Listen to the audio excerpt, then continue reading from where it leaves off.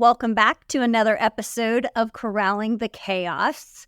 Today we're going to talk about things you start and maybe don't finish. So how many times have you bought something and it just sits in your garage? Or, maybe you were so excited about it, you bought it, you brought it home, you put it in the garage, and then you never picked it up again. You never did anything with it. Every time you walk past it, you're like, hey, I need to get that out. At some point, you were really excited about it, bought it because you knew it was good for you. Hopefully, that's often the case. But yet you continue to just kind of leave it to the side. Or if you're like me, how many times have you maybe ever gotten a prescription filled, went to the effort, picked it up, brought it home, but never even took the medicine, even though it was good for you, right? For whatever reason, you just didn't see it through. Today, we're going to talk about software implementations because recently we've been talking to a number of companies who have invested heavily in a CRM, an accounting system, maybe even an ERP. And for whatever reason, they just can't seem to get it off the ground. They know they should, but for whatever reason, they seem to struggle with that. So today we've asked Thomas Hudson to join us. He is our Director of Implementation here at LASSO, and he's got a lot of experience in helping companies do that, not just with LASSO, but others as well. And so he's going to help us kind of dive into some of these reasons. So welcome, Thomas. Hi, thanks for having me. I feel just a bit targeted by your intro because the closet behind me is full of books that I have not read yet. My wife likes to remind me. No, but I'm excited to be here. Thank you. Yeah, thanks for being here. Yeah, I wanted to have you here because, obviously you're on the LASSO team. You work very closely with all of our LASSO customers, getting them up to speed on all of our various products. But I feel like you've probably got a good pulse on why companies get very excited about buying a CRM, buying LASSO, buying something. They know it's good for them. They know there's an ROI, but for whatever reason, they just kind of hesitate. So that's what I want to talk about today. But before we begin to unpack that, tell us a little bit about your experience, because I know you've been doing this well before LASSO as well. Of course. So I have been in the software as a service space for a bit over a decade now. I spent the overwhelming majority of that in the implementation and onboarding space as a contributor to teams, helping new clients, and then stepping into leadership and building and growing these programs. So I'm excited to talk. I think there's, in all of my companies that I've worked for, consistent themes for clients that do really well and clients that maybe don't do as well. So I think there's a lot to learn in getting into some of those examples. So why do you think so many companies struggle with buying something and then never getting into it? The clients that I've worked with that struggled, funny enough, did not struggle with the buying part. I think the owner really understands the vision and what they need and where they want to go and some of the challenges they have.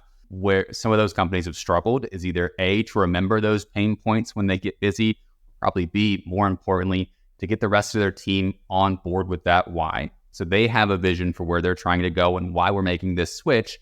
And without communicating that vision, they've passed the buck to their team and their team's not quite as engaged. And so just kind of struggling to make the team understand why we're doing this, what's in it for them, what problems we're trying to solve.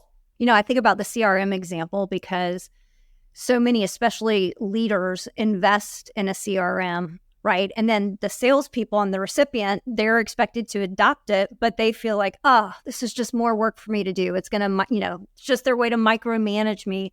Whereas in reality, a CRM should be an enabler to make more money, an enabler to stay organized and to stay on top of your prospects, right? It's not executive leaders trying to make sure that you're micromanaged. It should enable you to sell more. But so I think that's a great point to make sure that leadership is talking about the why and the what's in it for them, not just what's in it for the company, but why is it good for them? And hopefully also leaders are buying software with their team in mind and not just the business, but how will this make my team better? How will we enable our teams to do better work and to do their best work? So I think that's really interesting.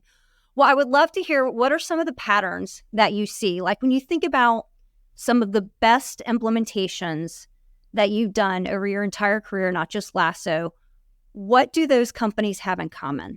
Yeah, it's a good question. So the best teams and the best projects will take the time early on to really get to know what the client's going through, what those problems are, what those goals are.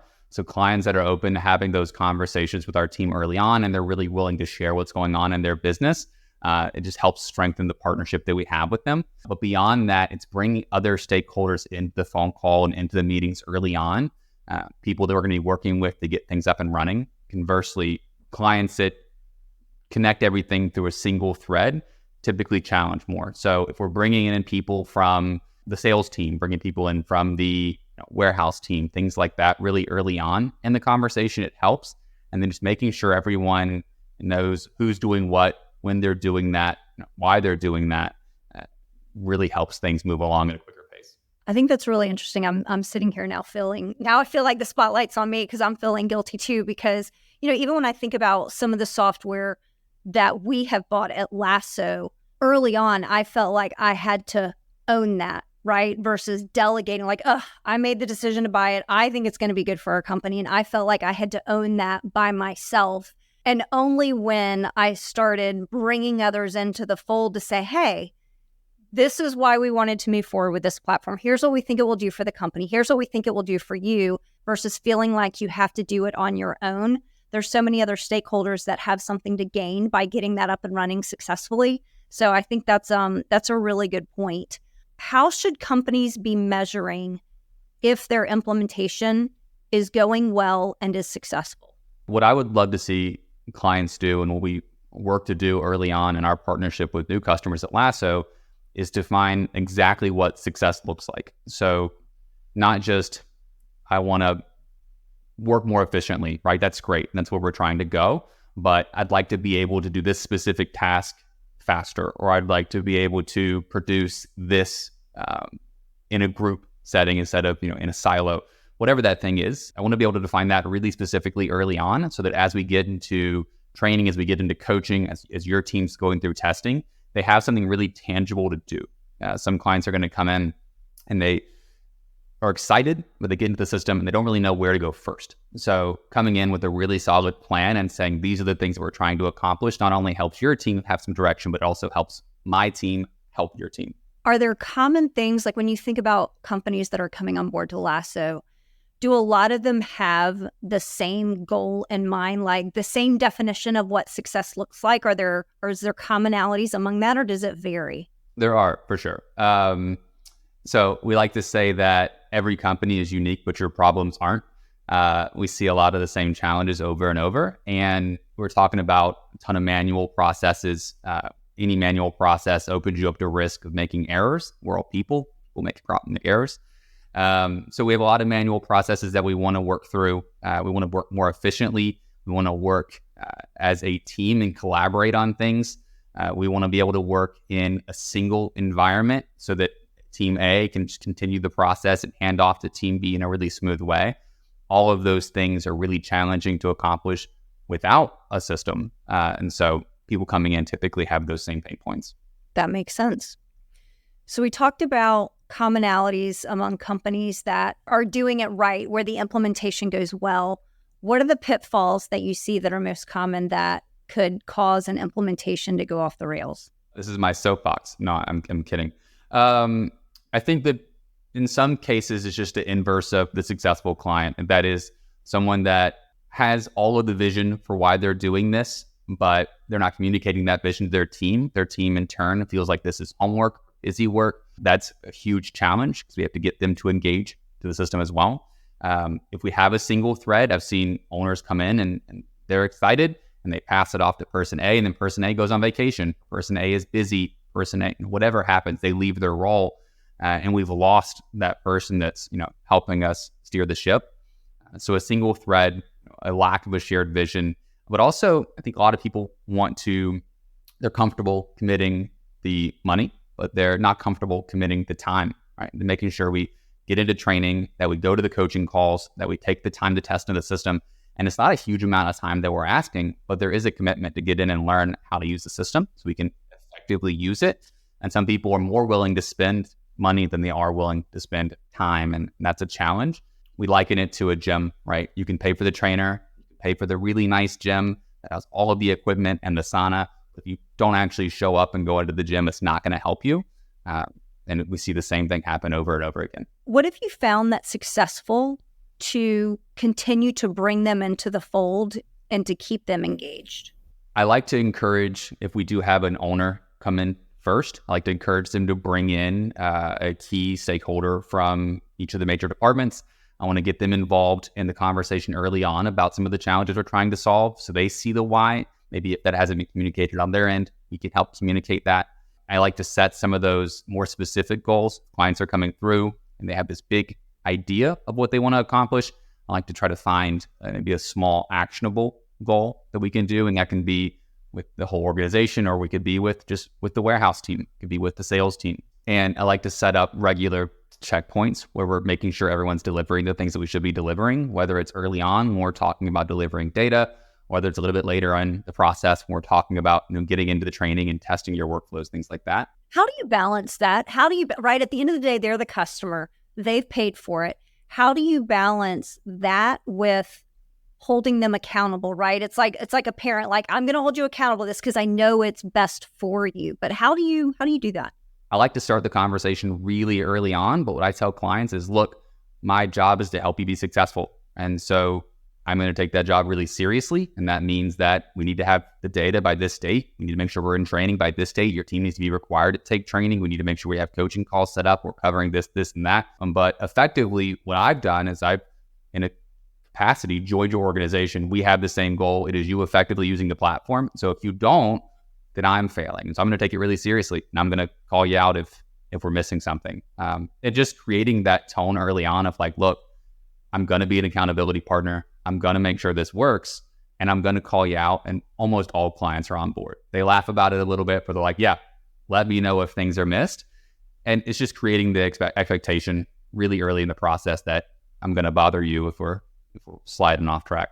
Yeah, I love that they laugh because, I mean, we're all guilty of it, right? So it's kind of like, okay, hold me accountable, because there's no shortage of things going on, especially in the event space. So I'm sure it's hard to prioritize implementing a CRM, implementing LASSO, doing those sorts of things. I always laugh because my husband worked in telecommunications, and I think I was the last person to own a BlackBerry because I was so like, I don't have time to learn this iPhone. I don't have time. And I mean, this was years ago.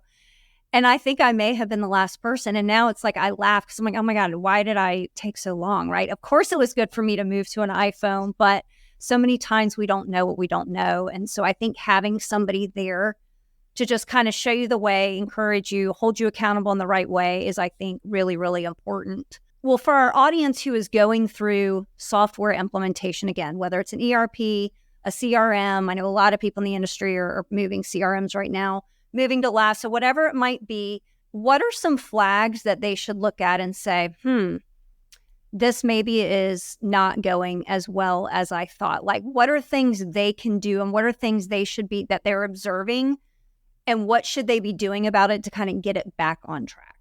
So they don't wake up 6 months from now and say, oh my gosh, what happened? We used to have our weekly calls, like at what point do things start to slide? What are some of those kind of indicators? A well-defined implementation and onboarding process, and I'll say the process we have at LASSO, has really tight checkpoints throughout what we're trying to accomplish in each stage. Tell us about that tight process. Our process is broken into 3 stages: implement, train, coach. We have a very specific focus for each of those groups. The first is collecting data and making sure all the technical configuration and importing is completed. Then we move on to train the entire team through a number of channels. And then we move on to one-on-one coaching, where we work to close gaps and make sure we're talking about your team's specific workflows and getting them really actively using the platform the way they need to. The reason why I bring that up is because we're going to talk you through that process early on, and we're going to work together to have a mutually agreed upon plan of, we expect data by this date, we expect launch by this date, we expect training on these dates. So when we think about what an owner can do, or what someone on their team who's kind of overseeing things can do to make sure we're not going off the rails, we have those dates in mind. So I would understand who's owning what part of your work. If someone's owning the crew data and someone's owning the asset data, well, we know that it should be delivered by, let's say, this September 20th. And if it's September 18th and they haven't touched it, that's not good. And we need to make sure they're getting in and pulling the files they need. So the checkpoints that LASSO is providing and saying, hey, this is the typical flow, should help whomever is steering things on the client side to see, hey, we missed that milestone. Hey, we missed that next toll gate. In the event industry, sometimes people don't have time till sometimes it's 2:00 in the morning, right? Events are 24/7, 365 days a year. So I think if someone is buying software, I think it's important the accessibility to content, and it's not just a Monday through Friday, a phone call with somebody, because people work, different hours. So talk to us about the various ways people can access content and some things that they should be looking for if they're looking to buy software as well. Yeah, so we have a lot of ways to get information that are not directly from a person. That's important. First, the reason that you just mentioned, and I want to talk about it more. It's also important because when you do finally meet with a person, you want to work on strategies and best practices that actually make a difference and not logging in.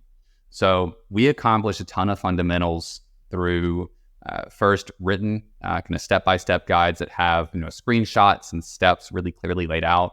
We have in-product tours where you can click through the workflows that you're going to be doing in the system, and it's going to guide you through the platform. We have an entire library of on-demand training videos that are fairly short form, 5 to 8 minutes, depending on the content. Those are accompanied by certification quizzes to make sure that everyone understands the content in the training. We also have live instructor-led group training every week. Those are pretty small classrooms. We have, let's call it 5 to 10 people in those classrooms, and it gives everyone the opportunity to ask questions and to participate in that learning. And so there's all of these different channels where you can get in and learn, whether it's reading on your own or watching the videos on your own and checking with those quizzes, if it's joining in those weekly scheduled instructor-led trainings. And then finally, it's going into that coaching. And that's the point I made earlier as well, is that we want to get into that coaching and talk about your business and how we can hit the goals that you have. We don't want to get into coaching and talk about, this is LASSO, right? And so we want to accomplish as much of that as possible so we can hit the ground running when you have a team member in that room with you as well. Yeah, I love that. I mean, you mentioned a lot of things there. So again, whether people are evaluating, an operating system like LASSO, an inventory system, a CRM, I think making sure and doing your due diligence to understand how big is that team that's going to be able to support you. Do they have a well-defined process, or is it, oh, we just got this person we're going to put you with and they're going to train you? Access to content, access to other peers in the industry who are maybe a few months ahead of you or a few years ahead of you, and understanding best practices with that. Accessibility of those people, willingness to come on site, really having somebody who is going to meet you where you are and really kind of take your hand and lead you through it. When I think about some of the implementations we've done and the ones that have been the most successful, it is those people who I feel like have literally been by our side. And we've implemented some big softwares here at LASSO of different tools that we use ourselves internally. And those are just the good ones, right? The ones who are willing, they give me their cell phone, right? I know our team does that. I know you've got such an incredible team, Thomas, many of whom are from the industry. They understand the talk track. They've lived the life that our customers have. And it's one of the things I admire most is the way that they care for our customers. They show up, they help, they spend the extra time.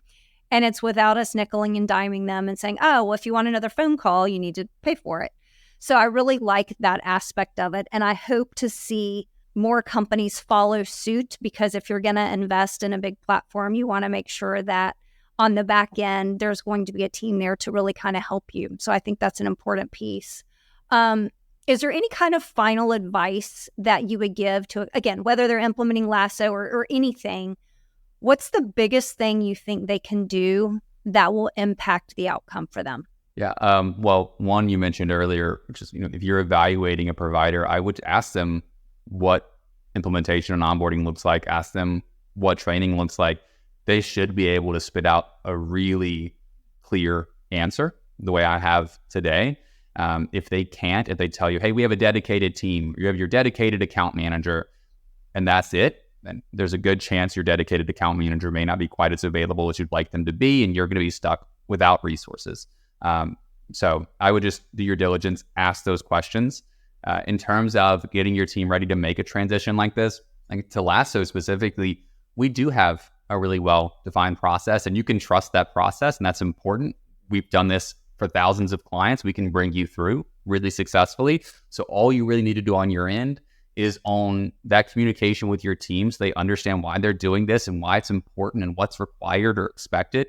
And then you've got to capture some of your data for us. But that's really it. You can show up with a team that understands why they're here, and you can give us the data that you need. We can put you into this process and bring you through successfully. One final question. How long should a company anticipate it taking to go through implementation? I'm going to answer as if someone has everything that LASSO has to offer. I'd like to see that take 3 months, considering we take a good amount of time in that coaching period. We don't want to check our boxes and say, you've done the training, we're sending you off. We want to physically see those things happening for your team. And that can take a little longer, waiting for events to happen, waiting for execution.